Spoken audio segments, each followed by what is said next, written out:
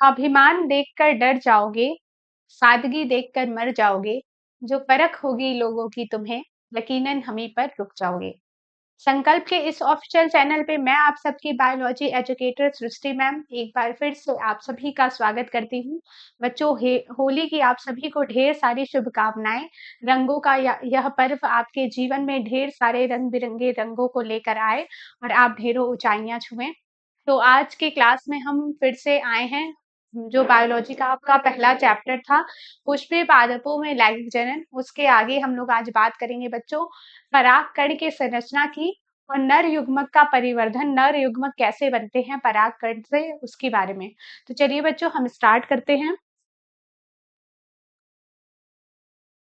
तो सबसे पहले हम स्टार्ट करते हैं कि जो लघु बीजाणु हमने बना लिया था, जो 4 लघु बीजाणु का हमने निर्माण किया था बच्चों, अब उसके संरचना की बात करते हैं कि वो जो 4 लघु बीजाणु थे, वो मैच्योर होने के बाद, परिपक्व होने के बाद वो कैसे दिखते थे, या जो जो लघु बीजाणु थे उसमें कितने स्तर पाए जाते थे और कैसे वो दिखते थे, उनके संरचना की हम अगर बात करें तो हम सबसे पहले देखेंगे कि जो लघु बीजाणु होते हैं वो गोलाकार होते हैं। उनके आकार की अगर हम बात करें तो वो गोलाकार होते हैं। फिर इसमें 2 स्तर पाई जाती है बच्चों, और एक लघु बीजाणु का केंद्रक। यानी कि अगर हम इसकी बात करें बच्चों, इसमें नेमिंग करें हम, तो ये है सबसे बाहरी वाला स्तर, जिसको हम नाम देते हैं बाह्यचोल। इसके बाद इसके अंदर वाला स्तर जो है आंतरिक स्तर, जिसको हम नाम देते हैं अंतःचोल। यानी कि बच्चों हम बोल सकते हैं कि जो परागकण होंगे वो 2 स्तरों से मिलकर बना होगा। एक होगा बाहरी चोल और दूसरा होगा अंतःचोल या आंतरिक चोल। इसके बाद इसमें जो एक सेंटर में पाया जा रहा है, बीच में पाया जा रहा है बच्चों, ये है परागकण का केंद्रक।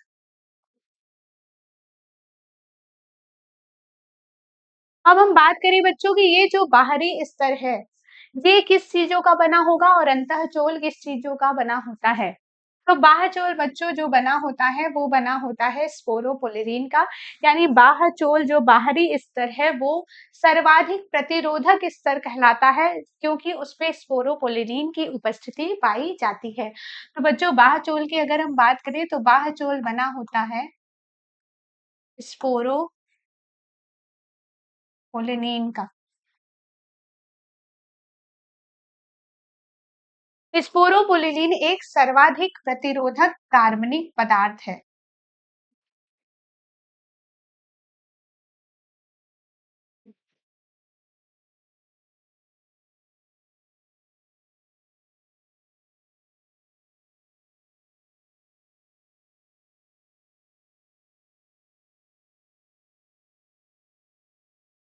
बच्चों जो स्पोरोपोलिलीन है वो सर्वाधिक प्रतिरोधक कार्बनिक पदार्थ है।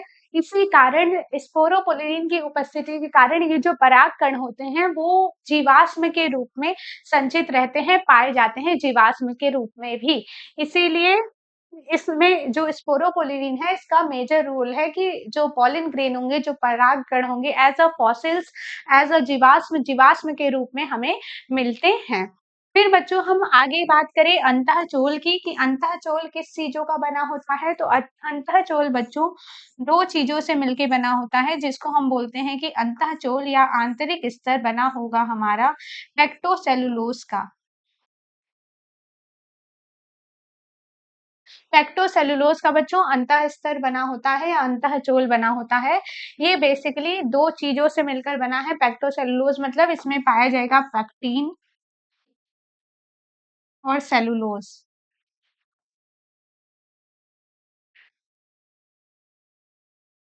पेक्टीन और सेलुलोज बच्चों इनमें पाया जाता है। अब चूंकि बाह्यचोल में स्पोरोपोलिलीन पाया जा रहा है, इसलिए बाह्यचोल जो होगा बच्चों वो होगा, जो बाह्यचोल होगा उसकी परत जो होगी वो मोटी होगी, क्योंकि इसमें पाया जा रहा है स्पोरोपोलिलीन। जो अंतःचोल है बच्चों उसमें पेक्टोसेलुलोज पाया जा रहा है, इसलिए इसकी जो परत होगी बच्चों वो होगी पतली। अब बच्चों हमने बात कर लिया कि परागकण में कितने स्तर पाए जाते हैं, वो किन किन चीजों का बना होता है।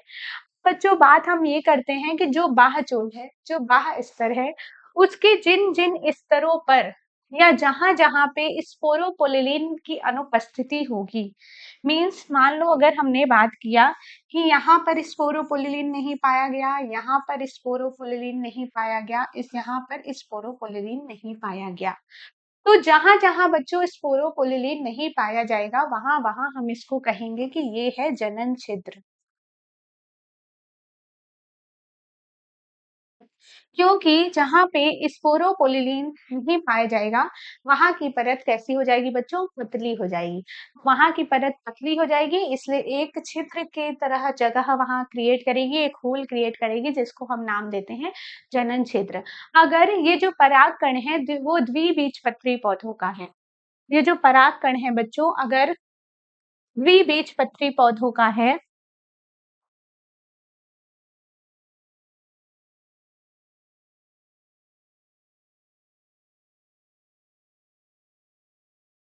अगर यह द्विबीजपत्री पौधों का है और द्विबीजपत्री पौधे में जहां-जहां पर स्पोरोपोलिलीन की अनुपस्थिति है,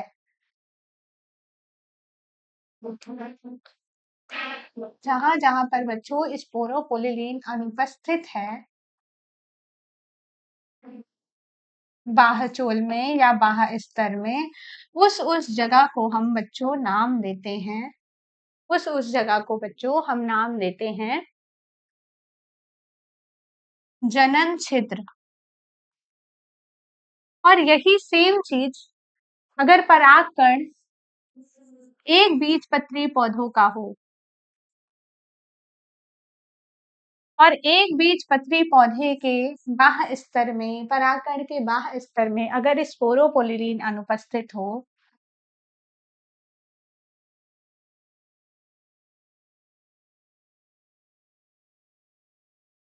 तो हम उसको बच्चों नाम देते हैं, हम इसको बच्चों नाम देते हैं जनन दीवारें या दरारें। दीवारें नहीं, दरारें। तो हम इसको बच्चों नाम देंगे जनन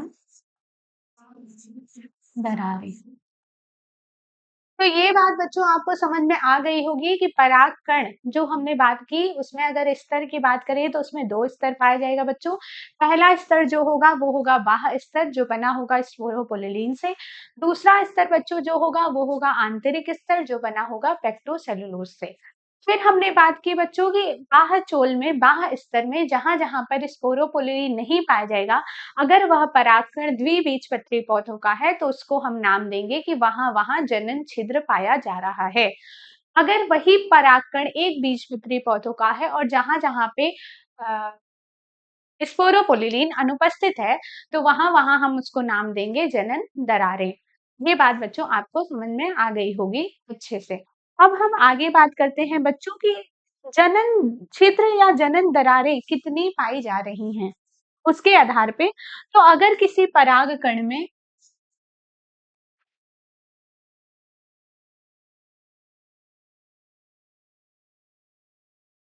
अगर किसी परागकण में बच्चों 3 जनन छिद्र हैं,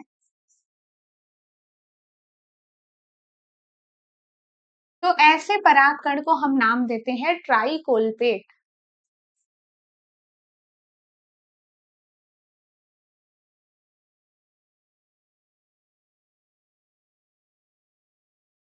अगर परागकण में सिर्फ एक जनन छिद्र है, तो ऐसे परागकण को बच्चों हम नाम देते हैं मोनोकोल्पेट।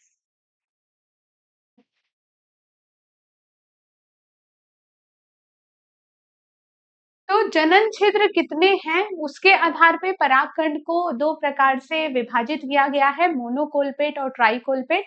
मोनोकोल्पेट प्रकार का परागकण उस परागकण को कहते हैं जिसमें सिर्फ और सिर्फ एक जनन छिद्र पाई जाती हो, यानी कि जो बाह्य स्तर है उसमें किसी एक जगह पर स्पोरोपोलिलीन की अनुपस्थिति हमें देखने को मिलती हो। फिर हम बात करते हैं बच्चों ट्राइकोलपेट की। तो ट्राइकोलपेट बच्चों उससे वैसे परागकण को कहते हैं जिस परागकण में 3 जनन छिद्र उपस्थित हो। यानी कि अगर किसी परागकण में 3 जगह स्पोरोपोलिन की अनुपस्थिति हमें देखने को मिल रही है तो ऐसे परागकण को बच्चों हम नाम देते हैं ट्राइकोलपेट। आई होप आपको ये बातें समझ में आ रही होंगी। फिर बच्चों हम आगे बात करते हैं कि ये जो अब बना हुआ परागकण है उसमें जो एक केंद्रक है उसका होता क्या है, यानी कि इस परागकण में नर युग्मक का परिवर्धन कैसे होता है, कैसे नर युग्मक इसमें बनते हैं इस परागकण के अंदर, तो उसकी हम बात करते हैं। तो चलिए बच्चों हम आगे देखते हैं। तो हम बात करेंगे नर युग्मोद्भिद का परिवर्धन। इससे पहले बच्चों हम जानेंगे कि जो ये परागकण बने हुए हैं इनका होगा क्या। तो आपको पता है बच्चों कि ये जो परागकण बने थे ये बने थे अर्धसूत्री विभाजन के द्वारा, इसीलिए ये एक गुणित होंगे, यानी एन होंगे, हैप्लॉइड होंगे। अर्धसूत्रीय विभाजन में बच्चों हमने पहले ही बात की थी कि अगर एक कोशिका विभाजित होकर 4 कोशिका में परिवर्तित होती है और चारों कोशिका में जो गुणसूत्र की संख्या है वो आधी हो जाए तो ऐसे विभाजन को हम कहते हैं अर्धसूत्रीय विभाजन। ठीक इसी तरह बच्चों हमने बात की थी कि अगर एक कोशिका विभाजित होकर 2 कोशिका में बने, 2 कोशिका में विभाजित हो और गुणसूत्र की संख्या पहली जिन कोशिका में जितने गुणसूत्र है उतने ही गुणसूत्र नई बनी हुई कोशिकाओं में पाए जाएं तो ऐसे परागकण को बच्चों हम नाम देते हैं कि ऐसा परागकण जिस विभाजन के द्वारा बना होगा तो ऐसे विभाजन को बच्चों हम नाम देते हैं समसूत्री विभाजन। आई होप आपको ये बातें समझ में आ गई होगी और आपने अपने 11th में समसूत्री और अर्धसूत्री विभाजन पढ़ा भी है, आपको पता भी है कि ऐसी कौन सी कोशिकाएं हैं जिनमें समसूत्री विभाजन होता है, ऐसी कौन सी कोशिकाएं हैं जिसमें अर्धसूत्री विभाजन होता है। तो बच्चों हम चलिए देखते हैं कि ये जो परागकण है वो बना किससे है। वो बना है अर्धसूत्री विभाजन से। इसलिए अगर परागकण बच्चों अर्धसूत्री विभाजन के द्वारा बना है तो परागकण हमें कैसा देखने को मिलेगा, एक गुणित देखने को मिलेगा या हैप्लॉइड देखने को मिलेगा। तो अब बच्चों इस n से हम हाफ n तो बना नहीं सकते हैं, ठीक है, इस n से हम हाफ n नहीं बनाएंगे, तो इसीलिए इसमें हम फिर से कराएंगे कौन सा विभाजन, समसूत्री विभाजन। अगर हम बच्चों इसमें समसूत्री विभाजन करा रहे हैं तो आपको पता है समसूत्री विभाजन से एक केंद्रक विभाजित होकर 2 केंद्रक में परिवर्तित हो जाता है या एक कोशिका विभाजित होकर 2 कोशिकाएं बनाती हैं। तो ठीक इसी तरह इसमें भी बनाएंगी और n है तो बनने वाली कोशिका भी n ही बनेगी। ठीक है, तो हम बात करते हैं, जैसे ये एक परागकण है, ये कौन सा विभाजन किया, समसूत्री विभाजन किया, तो इसका जो ये कोशिका है या सेल है ये विभाजित होकर 2 कोशिकाओं में बट जाएगी। ये 2 कोशिकाओं में बट गई। ठीक है, अब बच्चों ये जो 2 कोशिका में बटी है ये दोनों का नाम क्या है, नाम अगर हम उनकी बात करें तो बच्चों ये जो केंद्रक है ये विभाजित होकर जो 2 केंद्रक में बटा है इसमें जो छोटी कोशिकाएं हैं, जो छोटी कोशिका बनी है उस कोशिका को बच्चों हम नाम देते हैं जनन कोशिका। इस कोशिका को बच्चे हम नाम देते हैं जनन कोशिका। ठीक इसी तरह बच्चों ये जो विभाजन के बाद जो बना है और जो ये ऊपर है बड़ी कोशिका है इसको हम नाम देते हैं, जो बड़ी कोशिका है बच्चों उसको हम नाम देते हैं कायिक कोशिका।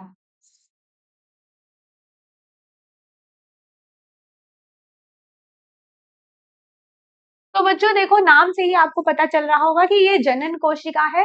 तो जनन कोशिका नाम से ही आपको पता चल रहा होगा कि जनन से रिलेटेड जो चीजें हैं उनका ये निर्माण करेंगी, यानी जनन कोशिका अगर आगे विभाजित हुई तो बनाएंगी नर युग्मक। अगर जनन कोशिका बच्चों आगे विभाजित हुई तो बनाएंगी नर युग्मक। ठीक इसी तरह बच्चों अगर कायिक कोशिका आगे विभाजित हुई तो बनाएगी पराग नलिका, पराग नली।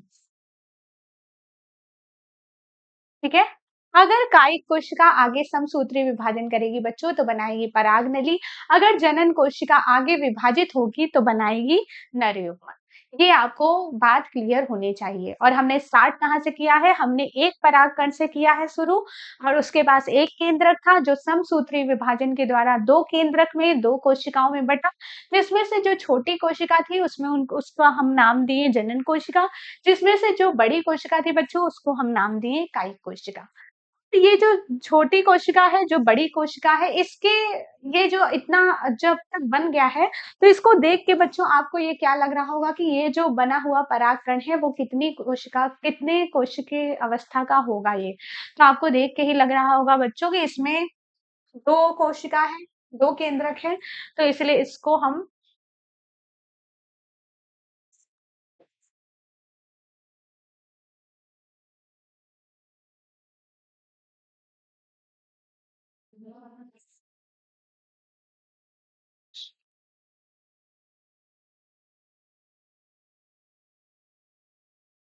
इसको हम नाम दे सकते हैं बच्चों द्विकोशिकीय अवस्था। मतलब ऐसी अवस्था जिसमें परागकण विभाजित होकर 2 केंद्रक और 2 कोशिकाओं से युक्त हो गया है। तो अगर परागकण बच्चों 2 केंद्रक और 2 कोशिकाओं से युक्त हो गया है, आपको पता चल रहा होगा कि ये जो द्विकोशिकीय अवस्था है, इसका क्या कारण है कि ये इस अवस्था में आया है।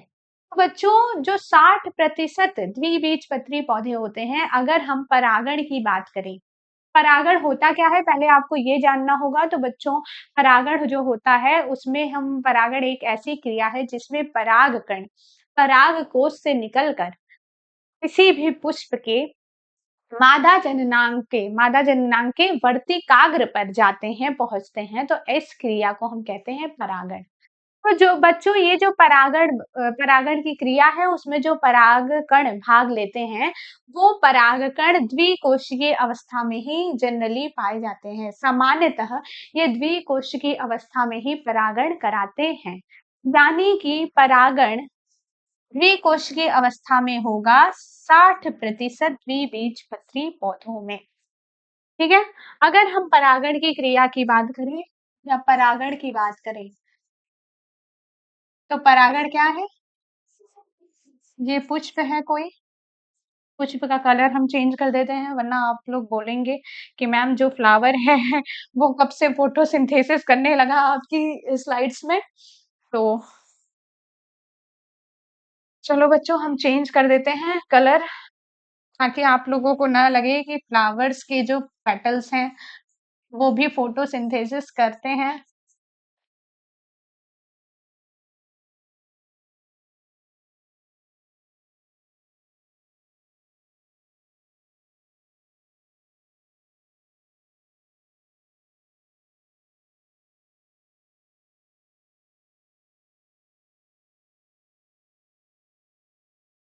तो देखो बच्चों ये है मादा जननांग, ये है नर जननांग। परागण होता क्या है? इस नर जननांग से जो पराग कण बने, इस पराग कण का नर जननांग से निकलकर मादा जननांग के वर्तिकाग्र पर वर्तिकाग्र पर जाने की प्रक्रिया को हम परागण कहते हैं। ठीक है। परागण क्या होता है फिर से सुन लो। परागण होता है नर जननांग के पराग कोश से पराग कण का निकलकर मादा जननांग के वर्तिकाग्र तक पहुंचना। ये जो क्रिया है उसको हम कहते हैं परागण। ठीक है। तो मैंने बोला कि ये जो परागण की क्रिया हो रही है उसमें ये जो पराग कण है, ये पराग कण द्विकोशिकीय या द्विकेंद्रकीय अवस्था में होते हैं, तभी इनका परागण हो जाता है, तभी ये परागित होते हैं। ठीक है। परागण कराते हैं। यानी कि 60% ऐसे द्विबीजपत्री पौधे हैं जिनमें जो परागण होता है वो द्विकोशिकीय अवस्था में होता है। ठीक है। टू सेल्ड स्टेज में पॉलिनेशन होता है। फिर हम बात करें बच्चों की जो 40% द्विबीजपत्री पौधे हैं उन क्या हुआ? अगर 60% द्विबीजपत्री पौधों में जो परागण है वो द्विकोशिकीय स्तर पे हो गया, तो 40% द्विबीजपत्री पौधों का क्या हुआ? तो बच्चों 40% द्विबीजपत्री पौधों में 3 कोशिकीय अवस्था में तीन कोशीय अवस्था में परागण होता है। अब आप बच्चों सोचेंगे कि ये तीन कोशिकीय अवस्था बनती कैसे है? तो ये तीन कोशिकीय अवस्था जो है बच्चों, उसमें यही जो जनन कोशिका का केंद्रक है, ये जो जनन कोशिका का केंद्रक है, ये विभाजित होकर, ठीक है, ये फिर से समसूत्री विभाजन करेगा, विभाजित होकर दो नर युग्मक का निर्माण करता है।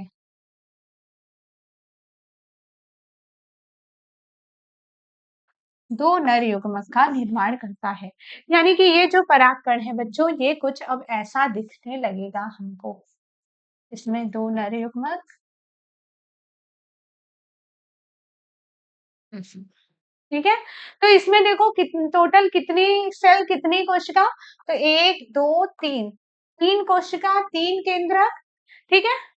तो इसमें तीन कोशिका, थ्री सेल थ्री न्यूक्लियस, तीन कोशिका तीन केंद्रक, इसीलिए ये तीन कोशिकीय अवस्था कहलाती है।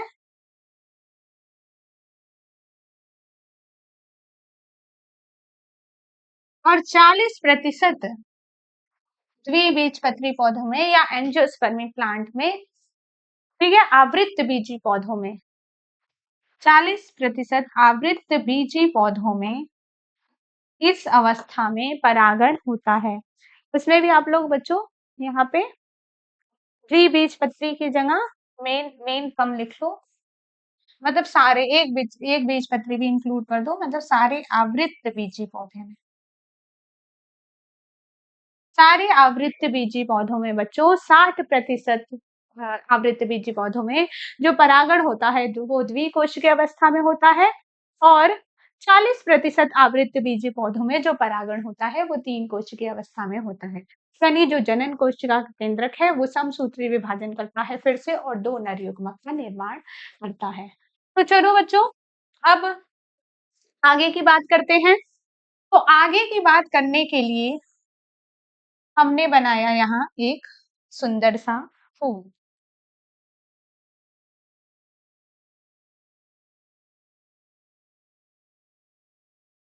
जिसको पुष्प आप लोग कहते हो, प्योर हिंदी टर्म। तो हमने यहाँ पे बना लिया बच्चों फ्लावर, जिसमें हमने बाह्यदल पुंज, दल पुंज, ये सब बनाया। खैर अभी हमें बात करनी है मेन,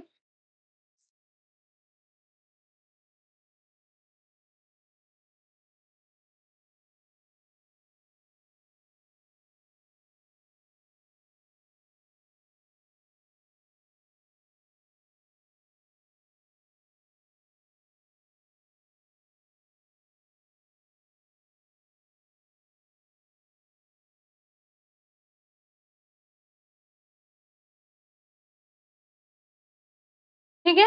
तो हमें बात करनी है कि जो परागकण है वो द्विकोशिकीय अवस्था में इस पराग कोश से बाहर आया, और इस पराग कोश से बाहर आके आ गया वर्तिकाग्र पर।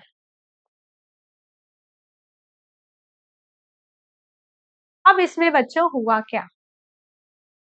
तो ये वर्तिकाग्र पर आया, जैसे वर्तिकाग्र पर आने के बाद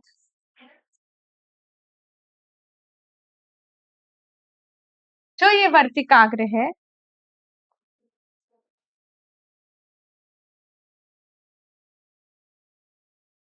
ये शर्करा वगैरह स्रावित करता है, जिसके कारण जो ये परागकण है उसकी ग्रोथ होती है, उसकी वृद्धि होती है।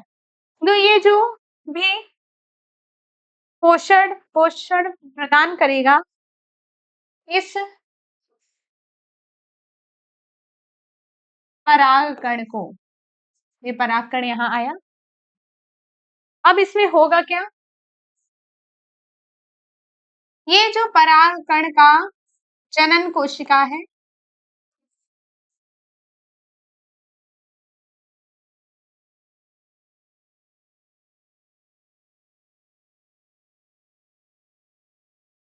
ये जो परागकण का जनन कोशिका है वो दो नर युग्मक में परिवर्तित हो गया था, आपने देखा था। तो जैसे ही इसे पोषण मिलेगा शर्करा का, अब जहां पर जनन छिद्र पाया जा रहा है, ठीक है, जनन छिद्र पाया जा रहा है मतलब जहां पर स्पोरोपोलिलीन अनुपस्थित है, वहीं से ये जो कायिक कोशिका है ये विभाजित होगी और विभाजन के पश्चात एक छोटा सा पराग नलिका की तरह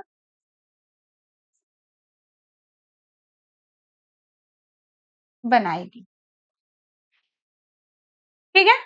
फिर ये आगे ग्रोथ करेगा, आगे इसकी वृद्धि होगी बच्चों, और वृद्धि के पश्चात ये बड़ी सी पराग नलिका बन जाएगी जिसमें दो नर युग्मक हैं ही।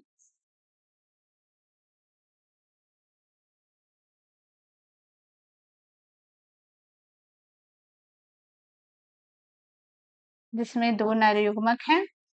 ये जो आंतरिक स्तर है ये समसूत्री विभाजन द्वारा विभाजित होकर इतनी बड़ी पराग नलिका बनाई। अब इसका जो केंद्रक है वो अब क्या करेगा, तो इसी पराग नलिका का केंद्रक के रूप में यहाँ पे ये पाया जाएगा। तो बच्चों आप देख रहे होंगे अब इसमें दो मेल गैमीट या दो नर युग्मक, पराग नलिका और पराग नलिका का केंद्रक बन चुका है। तो ये जो पराग नलिका है ये अब यहीं पर, यहाँ पे जो हम बना रहे थे, अब यहाँ इस डायग्राम पे आ जाते हैं हम, यहीं से विभाजित होकर पराग नलिका का फॉर्मेशन करेगी, पराग नलिका बनाएगी, जिसके कारण इस पराग नलिका से यहाँ पर जो दो नर युग्मक बने थे जनन कोशिका में वो आराम से इस अंडाशय के पास पहुंच जाएंगे और जहां पर निषेचन की क्रिया आसानी से हो जाएगी, ठीक है। लेकिन निषेचन की क्रिया कराने के लिए आपको पहले ये मादा जननांग को भी पढ़ना पड़ेगा, जो हम आगे अभी देखेंगे। अभी हम हमारा जो चैप्टर है उसमें हम लोग नर जननांग के बारे में बात कर रहे हैं कि नर जननांग में नर युग्मक कैसे बनते हैं, उसकी बात हम कर रहे हैं। तो बच्चों आपको ये समझ में आ गया होगा कि कैसे पराग नली बनी, पराग नलिका बनी, कैसे नर युग्मक बने। अब एक हम समरी में छोटा सा आपको बता देते हैं और आज की क्लास यही समाप्त करते हैं। तो सबसे पहले देखो बच्चों था परागकण, जिसमें परागकण में एक केंद्रक था। अभी मैं डायग्राम नहीं बनाऊंगी, सिर्फ एक आउटलाइन बनाऊंगी, ठीक है। परागकण था, परागकण में कितने केंद्रक थे, एक केंद्रक थे। जो चूंकि परागकण एक गुणित था इसलिए अब इससे किसी भी प्रकार का अर्धसूत्री विभाजन नहीं होगा। जो विभाजन होगा वो कौन सा विभाजन होगा, समसूत्री विभाजन होगा। समसूत्री विभाजन के बाद जो दो नई कोशिकाएं बनी वो परागकण के ही अंदर एक बनी थी कायिक कोशिका और एक बनी थी जनन कोशिका। जो जनन कोशिका है बच्चों वो समसूत्री विभाजन के द्वारा फिर से विभाजित हुई थी और बनाई थी दो नर युग्मक। जो कायिक कोशिका है वो जैसे ही परागकण वर्तिकाग्र पर पहुंचा था, वर्तिकाग्र ने स्रावित किया था शर्करा, जिस शर्करा के कारण इस कायिक कोशिका को मिला था पोषण और इस कायिक कोशिका में हुई थी वृद्धि। और ये जो वृद्धि हुई थी, आपको पता है बच्चों समसूत्री विभाजन का कार्य ही है ग्रोथ एंड डेवलपमेंट कराना। ठीक है? किसी भी चीज़ की वृद्धि कराना, किसी भी चीज़ को मेंटेन करके रखना, वो सारे इन सारी चीज़ों में, रीजनरेशन में, रिपेयर में, ये सारी चीज़ों में समसूत्री विभाजन ही काम आता है। तो इसके में इसको जो पोषण मिल रहा है शर्करा के द्वारा, तो उसकी भी वृद्धि जो होगी उसमें अगर कोई विभाजन होगा तो कौन-सा विभाजन होगा? समसूत्री विभाजन ही होगा। तो समसूत्री विभाजन हुआ। समसूत्री विभाजन के कारण इस कायिक कोशिका से जो बना था, वो बना था पराग नलिका।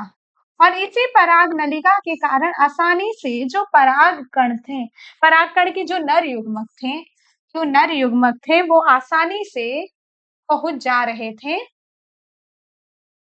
पराग नलिका के कारण ही नर युग्मक आसानी से पहुंच जा रहे थे अंडाशय के पास।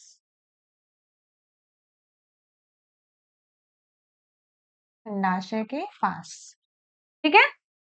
तो बच्चों ये है आपका आउटलाइन, इसको पढ़ लीजिए। जो चीज नहीं समझ में आ रहा है हमसे पूछ लीजिएगा।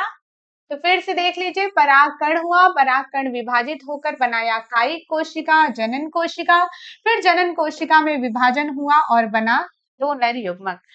कायिक कोशिका पहुंचा कहाँ? कायिक कोशिका जैसे ही वर्तिकाग्र पे पहुंचा था, वर्तिकाग्र ने इसे शर्करा दिया, जिस कारण इसको पोषण मिला। पोषण के कारण ही इसकी वृद्धि हुई। जो वृद्धि हुई वो समसूत्री विभाजन के द्वारा हुई, फिर बना पराग नलिका। पराग नलिका के कारण ही नर युग्मक आसानी से अंडाशय के पास पहुंच जाते हैं और निषेचन की क्रिया को संपन्न कराते हैं। तो बच्चों आज की क्लास में इतना ही। आप सभी का जो ये रंगों का त्योहार आ रहा है, आप सभी की होली बहुत अच्छी जाए। जिन लोगों का एग्जाम खत्म हो गया है वो लोग अब बिल्कुल भी अपने रिजल्ट्स का टेंशन ना लें, क्योंकि जो चीज आप करके आए हैं वो तो अब हो ही गया है। और आप सभी जानते हैं एट लास्ट हम लोग अपना एफर्ट्स लगाते हैं, मेहनत लगाते हैं, लेकिन हम सभी इस बात पे तो बिलीव करते ही हैं कि होई है सोई जो राम रचि राखा। तो जय श्री राम। आप सभी को रंगों के त्योहार होली की ढेरों सारी शुभकामनाएं।